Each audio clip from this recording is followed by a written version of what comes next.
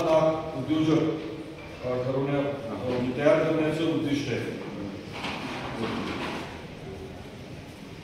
युवकांसाठी स्वामी विवेकानंद युवा स्वास्थ्य कार्ड आणि दरवर्षी आरोग्य तपासणी असे एक महत्त्वाचा विषय जो आहे तो घेण्यात आलेला आहे। आम्ही आपल्याला हे संकल्पपत्र देणार आहोत आणि त्या संकल्पपत्राच्या माध्यमातून सगळेच मुद्दे आपल्या समोर येतील। SC, ST, OBC समाजातून उद्योजक घडवण्यासाठी 15 लाखापर्यंत बिनव्याजी विनातारण कर्ज देण्याचं देखील ठरलेलं आहे। शेवटचा जो मुद्दा आपल्या सर्वांच्या समोर मला मांडायचा आहे तो समाजाच्या दृष्टीने खूप महत्त्वाचा ठरणार आहे। OBC, SBC आणि EWS आणि VJNT विद्यार्थ्यांना शिक्षण आणि परीक्षा शुल्काची संपूर्ण प्रतिपूर्ती मिळणार आहे। हा मुद्दा जो आहे हा थोडा आम्ही विस्तृत करणार आहे आणि आमचा प्रयत्न असा राहणार आहे की येणाऱ्या काळामध्ये जसं मुलींचं उच्च शिक्षण मोफत करण्यात आलेलं आहे तसं मुलांचं देखील आपल्या राज्यामध्ये शिक्षण जे आहे उच्च शिक्षण जे आहे ते मोफत करायचं। मुलांना जर समजा मेडिकलला इंजिनिअरिंगला प्रायव्हेट कॉलेजमध्ये ॲडमिशन मिळाली तर जसं मुलींना मोफत करण्यात आलेलं आहे त्याच पद्धतीने मुलांना देखील करायचं। हा एक अतिशय महत्त्वाचा गरजेचा निर्णय या बाबतीत आम्ही देखील पाठपुरावा करणार आहोत आणि हा विषय आम्ही मार्गी लावणार आहोत। आपले काही प्रश्न असतील तर तुम्ही आपण विचारावे। एक तांत्रिक सगळ्यांना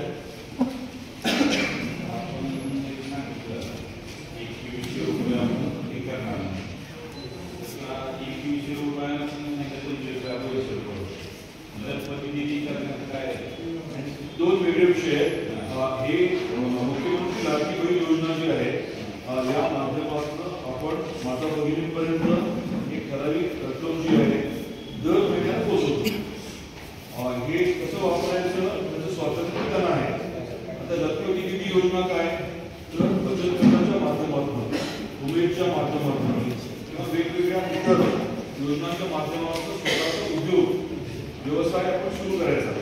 म्हणजे शेळी पालन असेल, दुग्ध व्यवसाय असेल, छोटं दुकान असेल आणि त्याला सरकार मदत करणार आणि त्या उलाढालीतून तुम्ही लखपती व्हायचं। देशभरामध्ये ही मोहीम खूप ताकदीने राबवली जाते आणि आपल्या राज्यामध्ये 50 लाख महिलांना लखपती निधी करायचं 2027 पर्यंत असं उद्दिष्ट आपण ठेवतो। त्याप्रमाणे त्या अनुषंगाने आपण करू ना शेतकऱ्याच्या मालावर आपण असं रेशिओ वाईज जर बघायला गेलं तर आपण त्याप्रमाणे एक्झॅक्ट आपण सांगतो टार्गेट शेतकऱ्यांना GST संदर्भात आपण परतावा करतो। SGST याच्यामध्ये GST चे दोन प्रकार आहेत। CGST म्हणजे सेंट्रल गव्हर्नमेंटचं आणि SGST म्हणजे स्टेटचं। आता आपण राज्य सरकार म्हणून बोलतोय।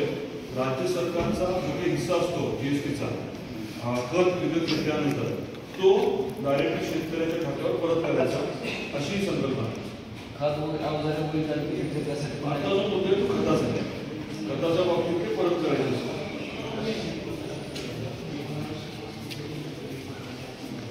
स्थिर ठेवायचे म्हणजे रेट जे फिक्स केले जातील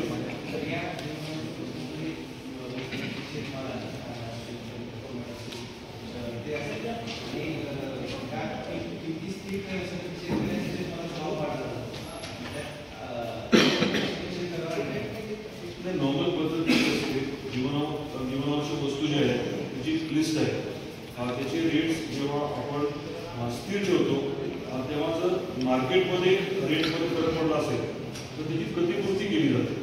म्हणजे समजा तेल 100 रुपये पण ठरवलं परंतु मार्केटचा दर जर 20 रुपये जे आहे ग्राहकाने द्यायचे नाही किंवा ग्राहकाने दिले तर त्याला 20 रुपये परत करायचे याला म्हणतात की स्थिर ठेवणं।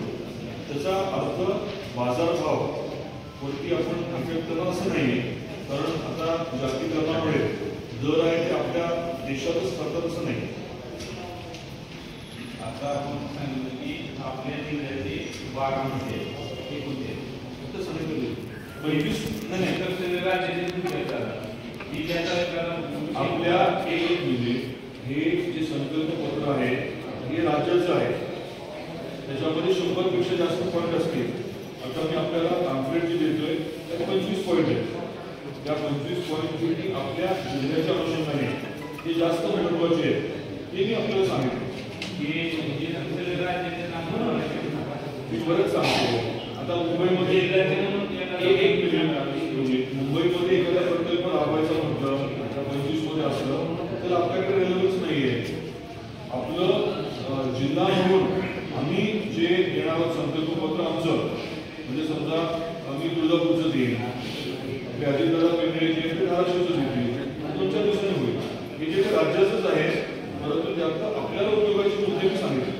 तुम्ही देताना 25 जाणार.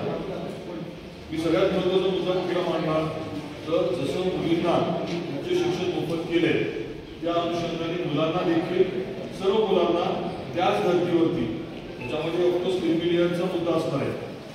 थोडा मुद्दा कन्सिडर करून सगळ्यांनाच उच्च शिक्षण सर्व मुलांना मोफत व्हावं याच्यावरती आमचं भर राहणार. यामध्ये एक मुद्दा इन्क्लूड करावा. डीम्ड युनिव्हर्सिटी आहे त्या डीम्ड युनिव्हर्सिटीमध्ये विद्यार्थ्यांना कुठलीही राज्य सरकार सोडत त्या बाबतीमध्ये मी आता अधिकृत सांगू शकणार नाही. परंतु तुमचं म्हणणं काय म्हणणं आहे साधारण पद्धत कशी असते जिथे सेंट्रल परीक्षेद्वारे एखादा कॅन्डिडेट जो आहे विद्यार्थी जो सिलेक्ट होतो त्याला ग्राह्य करतात. डीम्ड युनिव्हर्सिटीची अडचण काय असते की जे स्वतःचे त्यांच्या परीक्षा घेतात एंट्रन्स एक्झाम त्यामुळे त्याला कॉमनॅलिटी नसते. त्या विद्यार्थ्यांबरोबर एकत्र तुम्ही परीक्षा दिली आणि माझं रँकिंग आला तर मग ते योग्य होतं. वेगवेगळ्या युनिव्हर्सिटीजच्या परीक्षा दिल्या किंवा रँकिंगमध्ये खूप मागे पुढे होतो तरी आपण हा याचा विचार नक्की करू.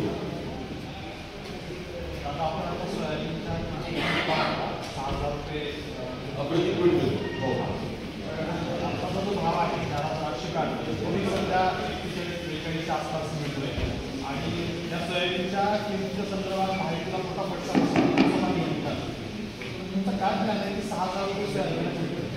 या प्रश्नाचं उत्तर देणं खरंच महत्वाचं होतं. अगदी योग्य प्रश्न आपण विचारला. गेल्या हंगामामध्ये काही धोरणात्मक चुका झाल्या होत्या.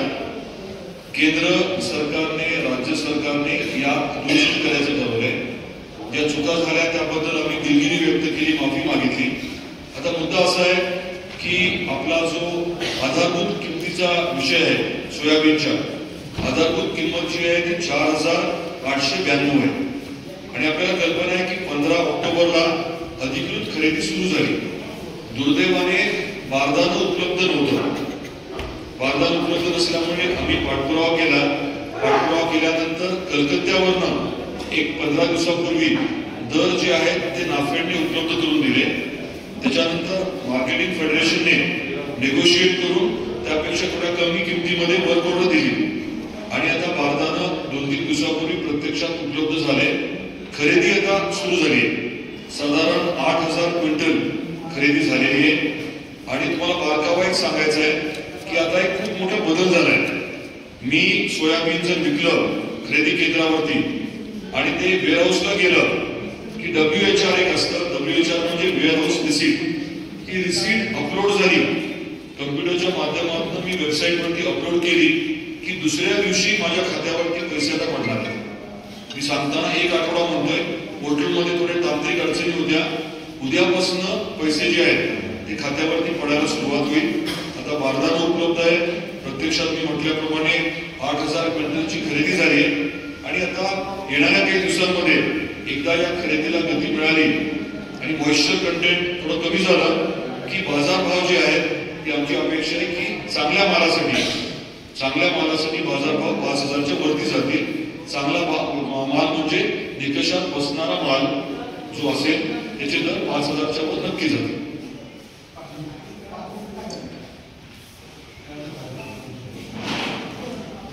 अजून काही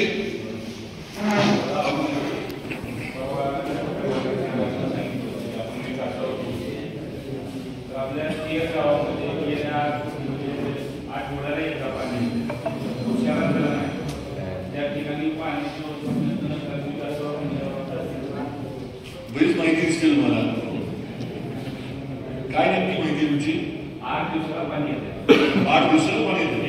बरं बरं. आणि किती बोर आहेत तेलमध्ये? पाणी 8 दिवसाला येते. तसं नाही. आपण उद्या सकाळी तेलला जाऊ, याबरोबर तुमचा व्हिडिओ कॅमेरा वगैरे घेऊन या, सकाळी जाऊ. दादा अर्थव्यवस्थेमध्ये 1 ट्रिलियनचं जो नियोजन आहे अर्थव्यवस्थेमध्ये 1 ट्रिलियन अर्थव्यवस्था 1 ट्रिलियन डॉलर काय नियोजन आहे त्याचं नेमकं? त्याच्या बाबतीमध्ये 2 विषयांवरती आपण जास्त भर द्यायचं ठरवलंय. एक जे आहे ते AI, आर्टिफिशियल इंटेलिजन्सचा हब आपलं महाराष्ट्र व्हावं या अनुषंगाने नियोजन चाललंय. आणि दुसरं फायनान्शियल मॅनेजमेंटच्या अनुषंगाने जे टेक्नॉलॉजी हब करायचं आहे, म्हणजे नवीन तंत्रज्ञानाचा वापर करून अर्थव्यवस्था जी बळकट करण्यासाठी सॉफ्टवेअर लागतं, हे आणि AI या दोन्ही विषयांच्या बाबतीमध्ये आपण महाराष्ट्र हब करायचं म्हणतोय. सगळ्यात जास्त तुम्हाला माहिती असेल, जे काही फॉरेन डिरेक्ट इन्व्हेस्टमेंट झाली, परकीय चलनामध्ये जी काही गुंतवणूक झाली, त्यातले जवळजवळ 50% पैसे किंवा गुंतवणूक ही एकट्या महाराष्ट्रामध्ये झाली. जी काही आता महायुतीच्या माध्यमातून धोरणात्मक बदलाची प्रक्रिया झाली, त्याच्यामुळे गेल्या 2-2.5 वर्षामध्ये महाराष्ट्रात सगळ्यात जास्त गुंतवणूक यायला लागली. परकीय गुंतवणूक जी आहे ती मी सांगितल्याप्रमाणे देशाच्या तुलनेत 100 रुपये देशात येत असतील तर त्यातले 50 रुपयापेक्षा जास्त गुंतवणूक ही एकटी महाराष्ट्रात येते. त्या अनुषंगाने ही वाटचाल झाली.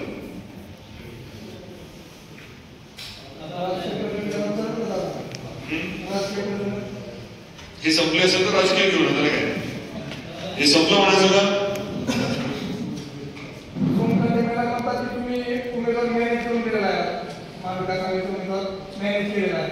सोनकडे ताईंना माहिती असेल त्यांना विचारणार, मी काय बोलणार? मी काय बोलू शकते याच्यावर?